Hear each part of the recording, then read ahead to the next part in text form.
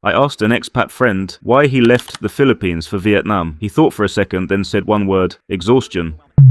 Not the cost, not the crime, not the culture, just exhaustion. And when he said that, I realized it's the same reason half the expats I know eventually pack up and leave. It's not the big things, it's the little ones, every single day. Now, you might say this is anti-Philippines, but here's the truth. If you're watching this from the Philippines right now, you probably know at least one or two people who've left for Thailand or Vietnam. Maybe more. I did some research on this, asked the question, do people actually leave the Philippines for these countries? And the answer is yes, it happens. And it happens more than the other way around. People move from Thailand or Vietnam to the Philippines too, but it's less common. This isn't about hating the Philippines. The people are warm. The culture is rich. I still live here. But some people do leave, and I wanted to understand why, so I talked to expats, I looked at the data, I studied the patterns, and I found something interesting. It's not about what the Philippines lacks. It's about what living here costs you every single day, hidden costs, taxes you don't see on any price list. I'm going to break this video into parts. The hidden costs nobody talks about. Part 1. The traffic tax. How your time becomes the most expensive thing you're spending. Part 2. The power reliability tax. Why brownouts aren't just inconvenient, they're exhausting. Part 3. The connectivity tax. When your internet can't keep up with your work. Part 4. The travel tax. Why exploring your own country costs more than it should. Part 5. The compound effect. How these small frustrations add up to something bigger. And finally, the solutions and what they actually cost. Because solutions do exist. You just need to know what you're signing up for. By the end, you'll understand why some people thrive here and why others can't take it anymore. And in 2 days, I'm releasing a full comparison, Thailand versus Vietnam versus Philippines. Which one actually wins for different types of expats? That's where I'll go deep on visas, healthcare, cost breakdowns, and who should choose what. But today, this is about the why people leave, and what you can do if you want to stay. Let's get into it. Let me ask you something. What's your time worth? Because in Manila, you're going to spend a lot of it sitting in traffic. I know someone who lived in Da Nang, Vietnam. 15 minutes from the airport to the beach, maximum. Every single time. In the Philippines, to get to a comfortable beach city, you're taking buses, flights, ferries. As one expat put it to me, and I'm paraphrasing here, it's like jumping through hoops just to reach paradise. It's not simple. But let's say you're in Manila, you need to go somewhere 8 miles away. 8 miles. Google Maps says 20 minutes. Reality, 2 hours, maybe more. And that's not occasional, that's daily. Let's do the math on this. If you're commuting 2 hours each way, 5 days a week, that's 20 hours. Almost a full day. Every week. Gone. If your time is worth even $10 an hour, and it's probably worth more, that's $200 a week in lost time. $800 a month. Nearly $10,000 a year just sitting in traffic. And that's not even counting the stress, the unpredictability, the fact that you can't plan anything because you never know if it'll take 30 minutes or 3 hours. You have a meeting at 2 p.m. Do you leave at noon to be safe? Probably. And then you arrive an hour early and sit in a coffee shop. Or you leave at 1 p.m. and risk being late. Either way, you lose. Bangkok has the BTS, the MRT. They work. You know exactly how long it takes to get anywhere. 15 minutes, 20 minutes, 30 minutes, predictable. Vietnam has grab bikes. They zip through traffic, fast, efficient, cheap. The Philippines, you're sitting in it, in a car, in a jeepney, in a bus. Doesn't matter, you're sitting. So what do some people do? They move to BGC, Bonifacio Global City, or Makati. Walking distance to everything. Problem solved, right? Sure, except now your rent is $1,000 to $1,200 a month instead of $400. You just paid a premium of $600 to $800 per month, $7,000 to $10,000 a year, just to avoid the traffic tax. Think about that. You're not paying for luxury, you're paying to escape a broken system. And when you finally get home after that commute, you expect peace. You want to relax, you want to decompress until the lights go out. They call them brownouts here, not blackouts, brownouts. Like that somehow makes it better. An expat I spoke with lived in Cebu. He experienced 2 brownouts in his first month there. Not during a typhoon, not during some emergency, just normal. The electricity just goes out, it's just normal, he told me. You might be on a Zoom call with a client, you might be cooking dinner, you might be working on a deadline that's due in 2 hours. Doesn't matter, power's out. For how long? Nobody knows. 2 hours, 4 hours, 6? Who can say? If you're a digital nomad, if you work remotely, this is a deal breaker. You can't tell your boss, sorry, power went out again. Once, sure, they understand. Twice, they're sympathetic. 5 times, you're not reliable anymore, and if you're not reliable, you don't have a job. And it's not just work, it's life. No AC in 35-degree heat with 80% humidity. No fan. No fridge running, so your food starts to spoil. Your phone's dying and you can't charge it, all because the power grid can't handle the load. In Thailand, power outages are rare. I know people in Bangkok who haven't experienced one in over a year. In Vietnam, same story, stable power, consistent, reliable. Now, I'll talk about solutions later in this video because solutions do exist. Small generators, solar setups, but we'll get to that. For now, I'm just laying out the problems because you need to understand what you're dealing with, and even when the power's back, your internet probably isn't. Let me show you something. In Manila, even in supposedly well-connected areas, internet speed tests show 5 to 10 megabits per second, sometimes less, and that's when it's working. In Bangkok, 50 to 100 megabits per second, consistent. In Da Nang, same, 50 to 100, reliable fiber connections. Same price range, by the way. You're paying $30 to $50 a month in all three places, but the experience, completely different. I spoke with a digital nomad who left the Philippines for Thailand. His reason? Simple. I couldn't work. The internet would cut out during calls. Downloads that should take 5 minutes took an hour. Even in BGC, supposedly the best internet in the country, it was unreliable. In Vietnam, he pays $20 a month for fiber that never drops. In Thailand, same story. In the Philippines, you're paying $30 to $50 for internet that cuts out when it rains hard. Which it does. A lot. And here's the thing, I'm not making this up to be dramatic. Check the data. The Philippines consistently ranks near the bottom in Southeast Asia for internet speed and reliability. There are reasons for this. Infrastructure investment, geography, regulatory issues, I get it. But reasons don't help you when you're trying to work and your connection drops for the third time in an hour. Imagine this scenario, you've been sitting in traffic for 2 hours, you finally get home. The power's been on all day, you're lucky, you open your laptop for a quick client call, buffering, connection drops, reconnect, audio cutting out. You apologize, your client is understanding this time. But there's only so many times you can do this before they find someone more reliable. That's the moment people start looking at flights to Bangkok. Now remember, we're building to something here. Each of these taxes, traffic, power, internet, they're not deal breakers alone. Lots of places have one or two of these issues, but together, when they compound, that's when exhaustion sets in. And speaking of costs that add up, let's talk about actually trying to see this country. The Philippines has over 7,000 islands, beautiful beaches, world-class diving, incredible nature, chocolate hills, underground rivers, stunning volcanoes. Good luck actually getting there. Manila to Palawan, 1.5 hour flight. Beautiful destination, one of the best beaches in the world. Cost $140 to $260, round trip, Bangkok to Chiang Mai. Similar distance, similar flight time. Cost $30 to $50, Hanoi to Ho Chi Minh City. The entire length of Vietnam, 2 hour flight. Cost $40. You're paying triple, sometimes quadruple for domestic travel in the Philippines compared to neighboring countries. And it's not just flights. Ferries are unpredictable. I heard from someone who waited 6 hours for a ferry that was delayed. No explanation, no compensation, no estimated time, just wait. He eventually got on. Spent 3 days at his destination, then immediately flew to Japan for the rest of his trip.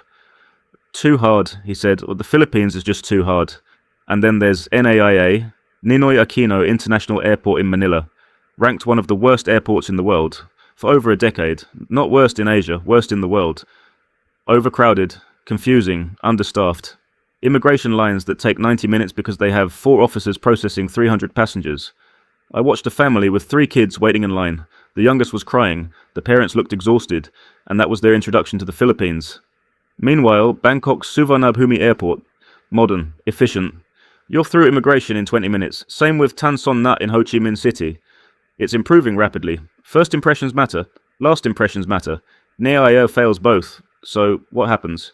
You end up staying in Manila, or Cebu, or wherever you landed, because exploring your own country costs too much and takes too long. That's not freedom, that's being trapped by bad infrastructure. You came to the Philippines for the beaches and the islands, but actually reaching them? That's expensive, time-consuming and frustrating, so you don't go.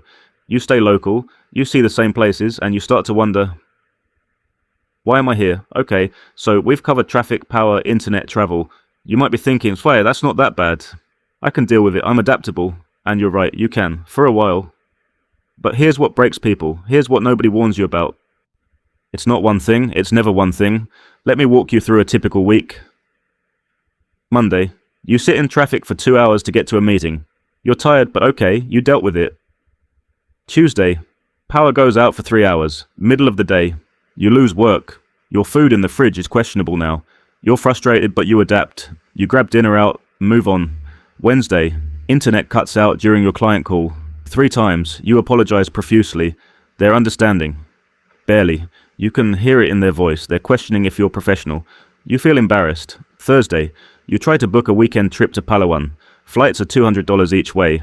For a 1-hour flight, you look at your budget, you cancel. Stay home instead. Again. Friday, you sit down and realize something. You've spent the entire week fighting systems that don't work. And you're exhausted, not physically tired. You could sleep for 12 hours and wake up and still feel it. Mentally exhausted, emotionally drained. That's the compound effect. That's what nobody warns you about. I talked to someone who lived in the Philippines for 3 years. He loved it at first, the people, the warmth, the culture, everything. Then he left for Vietnam. I asked him why. He said something I'll never forget. I didn't hate the Philippines. I just got tired. Tired of fighting for basic reliability. Tired of planning everything around traffic. Tired of having backup plans for my backup plans. In Vietnam, things just work. I didn't realize how stressed I was until I wasn't anymore. Another person told me, Asia teaches you patience. And that's absolutely true. But there's a difference between patience and exhaustion. Patience is accepting that things move slower. That bureaucracy takes time. That cultural differences exist. Exhaustion is when basic systems don't function and there's nothing you can do about it. The Philippines requires both. And some people run out of patience before they learn to adapt. It's death by 1,000 cuts. No single thing is unbearable, but all of them together every day for months, that breaks people. And here's the thing, this isn't weakness. This isn't being spoiled or entitled. Some people genuinely have a higher tolerance for chaos. They thrive in unpredictability. They see brownouts as adventure, traffic as thinking time, slow internet as a reason to disconnect. If that's you, honestly, you'll love the Philippines. You'll thrive here. But if you're someone who needs systems to work, if reliability matters to you, if you value your time and your mental energy, you're going to struggle and eventually you might leave. Now, I'm releasing a full comparison video in 2 days. Thailand versus Vietnam versus Philippines.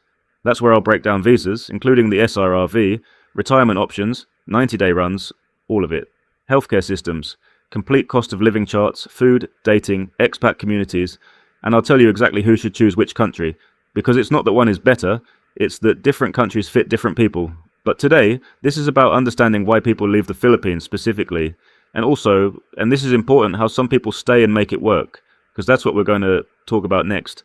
Governments make choices about where to invest money, and those choices have consequences. Thailand is investing in tourism infrastructure, new airports, airport expansions, better trains, modernizing the BTS and MRT systems in Bangkok. Vietnam is doing the same, highways being built, airports expanding, internet infrastructure improving every year. They're playing catch up fast. The Philippines? Talking about it. Planning. Announcing. Forming committees. Having meetings about having meetings. But not actually doing it. Or doing it so slowly that by the time it's finished it's already outdated. And tourists notice this. Expats notice this. They vote with their feet. The data backs this up. I mentioned earlier that I researched this question. Do expats actually leave the Philippines for these other countries? Common reasons cited in expat forums and surveys: infrastructure, healthcare, cost versus quality of life. Some even mention visa changes, though that's less common. And interestingly, food quality and variety comes up a lot. People prefer Thai and Vietnamese cuisine. And here's the key finding. Movement from the Philippines to Thailand or Vietnam happens more frequently than the reverse.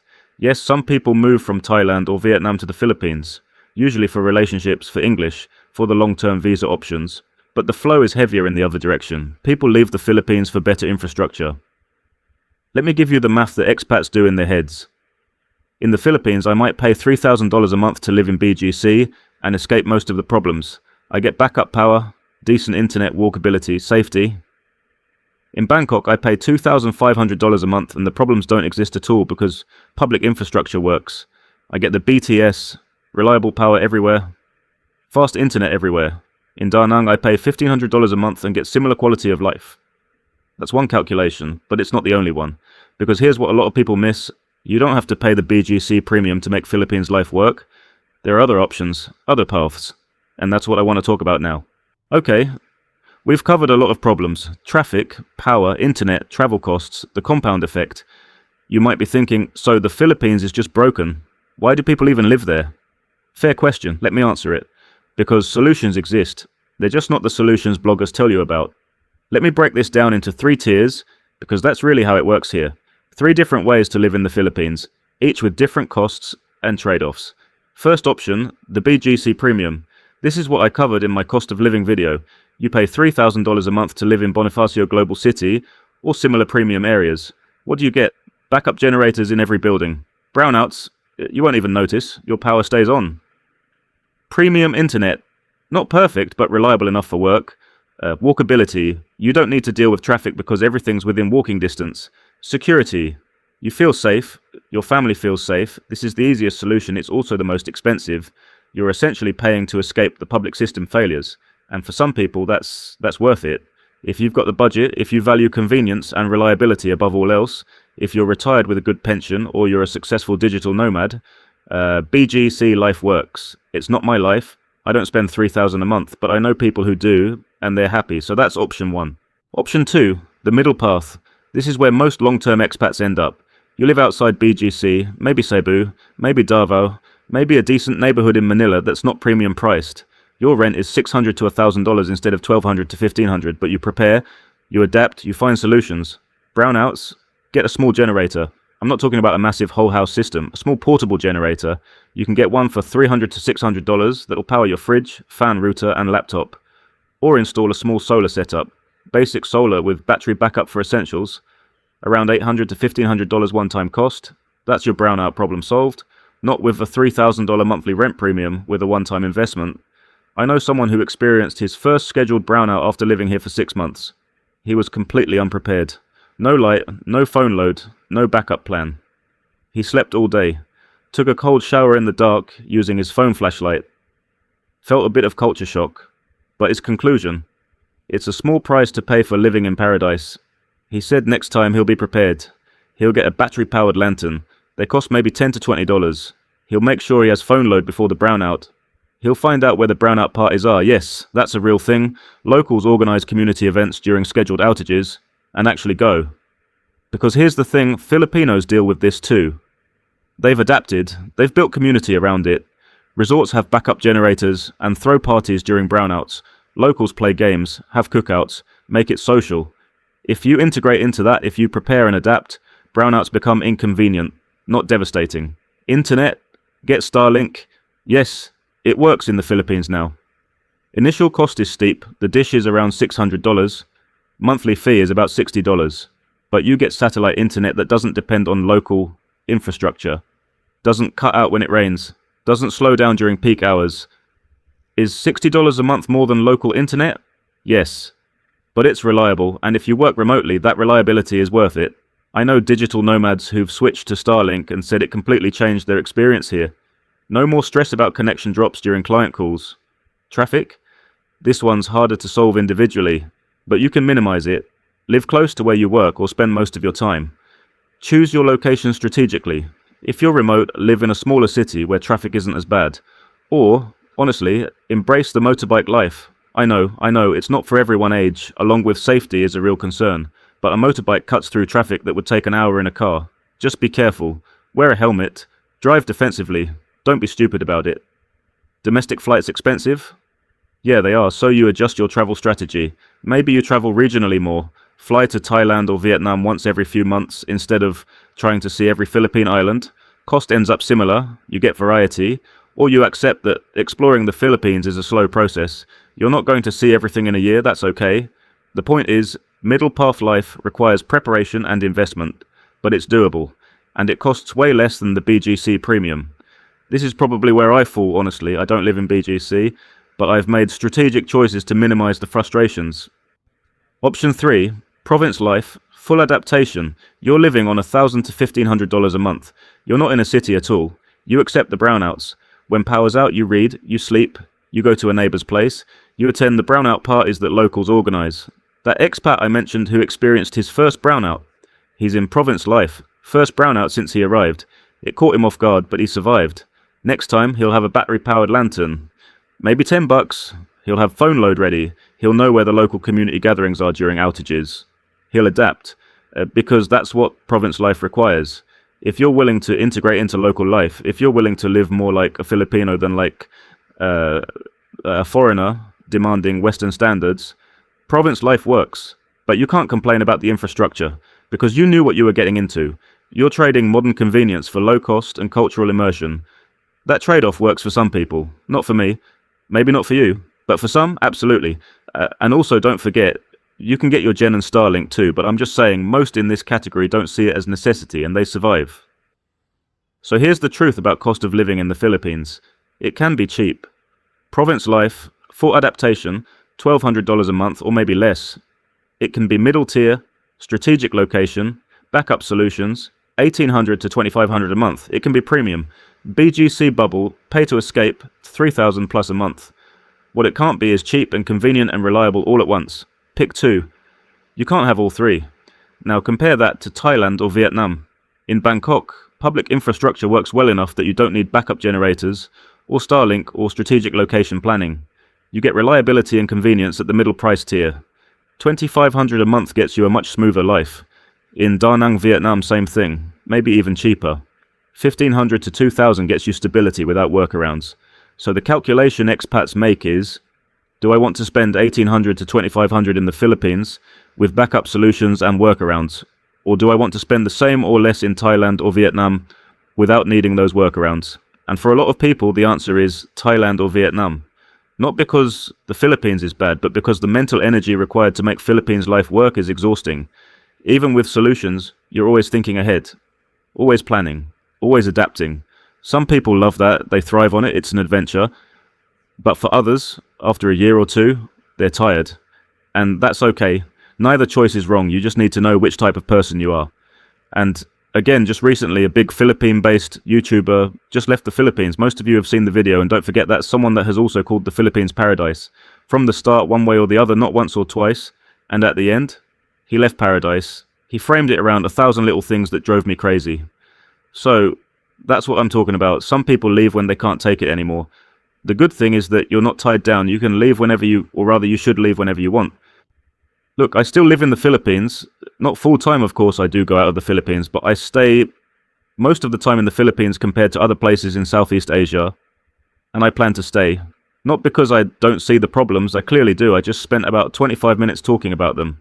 I stay because I've learned the workarounds, and it works for me. But I understand why people leave, and I want you to understand too, so you don't come here with false expectations. The worst thing you can do is move to the Philippines expecting the blogger fantasy. Live like a king for $1,000 a month. Everything's perfect, no problems. That's not real. That's never been real. The reality is the Philippines rewards preparation, adaptation, and realistic expectations.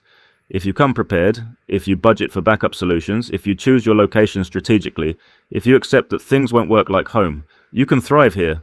If you come unprepared, expecting Western infrastructure at third world prices, you're going to be miserable.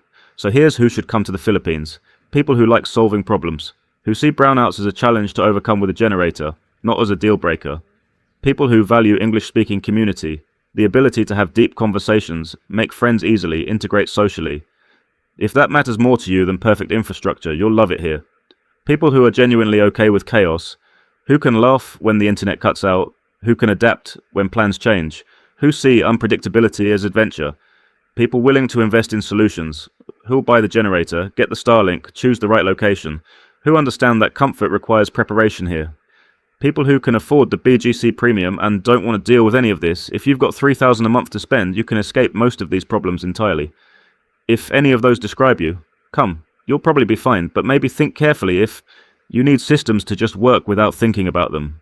If you don't want to plan around infrastructure failures, if you want reliability by default, you're on a very tight budget. If you're coming here expecting to live well on $1,000 a month without accepting major trade-offs, you'll be disappointed.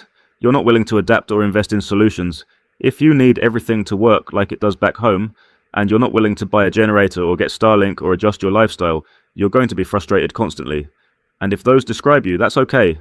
That's not weakness, that's self-awareness. Maybe a different country is a better fit, and that's what we're going to talk about in 2 days. In my next video, I'm releasing the full comparison. Thailand versus Vietnam versus Philippines.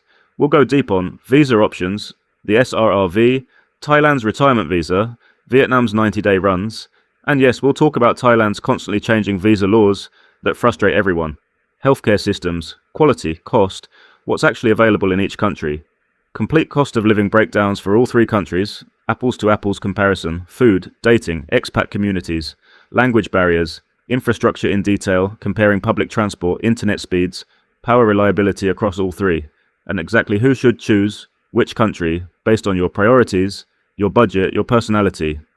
Because this video is about understanding why people leave the Philippines specifically, and what solutions exist if you want to stay. The next video is about figuring out which of these three countries is actually the right choice for you. That video drops in 2 days. Link will be in the description and the end screen. Subscribe so you don't miss it. Comment below, if you're living in the Philippines now, what solutions have worked for you? Did you get a generator, switch to Starlink, move to a specific area that minimizes problems? Or if you've left, what was the final straw? Was it something fixable, or was it just not worth the effort anymore? And if you're still researching, knowing that solutions exist but require investment and mental energy, does that change how you feel about moving here? Let me know in the comments. I read all of them. If this video helped you see the reality, not just the problems, but also the solutions and what they cost, hit that like button. Share it with someone who's considering the move. They need to understand both sides before they come. And I'll see you in 2 days for the full 3-country comparison. Until then, stay realistic, stay prepared, and wherever you end up, whether Thailand, Vietnam, or the Philippines, just make sure you understand what you're signing up for. Because no matter how we put it, at the end, every country has trade-offs. The question is, which trade-offs can you actually live with?